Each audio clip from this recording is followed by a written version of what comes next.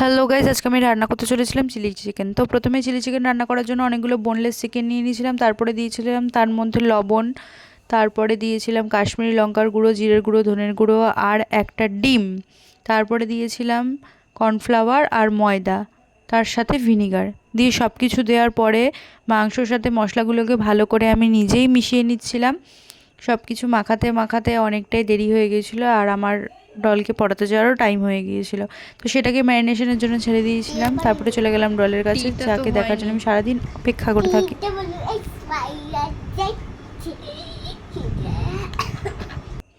তো তারপরে টাইম হয়ে যাওয়ার পরে বাড়িতে ফিরে আসলাম। তারপরে দেখলাম মা তার মধ্যে মিশিয়ে দিচ্ছে আদা রসুনের পেস্ট আর একটু সামান্য পরিমাণে সাদা তেল।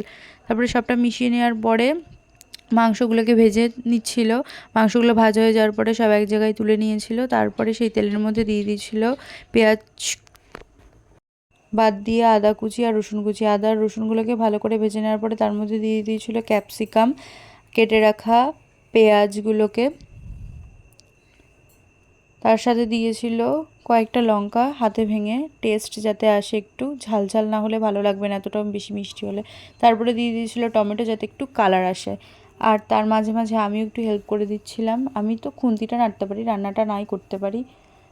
তো যাই হোক, সবটা ভালো করে ভেজে নেওয়ার পরে তার মধ্যে দিয়ে দিয়েছিলাম টমেটো কেচাপ, সয়া সস আর রেড চিলি সস।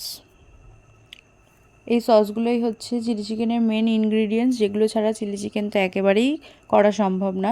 তো সমস্ত সসগুলোকে একবারে মিশিয়ে নিয়েছিলাম। বেশ ভালোই কালার এসেছিলো রান্নাটায়, দেখে মনে হচ্ছিলো পুরো বাইরের চিলি চিকেন। তারপরে দিয়েছিলাম তার মধ্যে আগে থেকে ভেজে রাখা লঙ্কার গুঁড়ো, দিয়ে তার মধ্যে দিয়ে দিয়েছিল মা মাংস টুকরোগুলোকে, দিয়ে তারপরে জল দিয়ে ভালো করে নেড়েচেড়ে নিয়েছিল আর দিয়েছিল সামান্য পরিমাণে চিনি।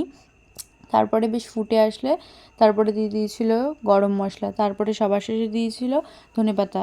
তো চ্যানেলটা ভালো লাগলে সাবস্ক্রাইব করে দিও। তো টাটা।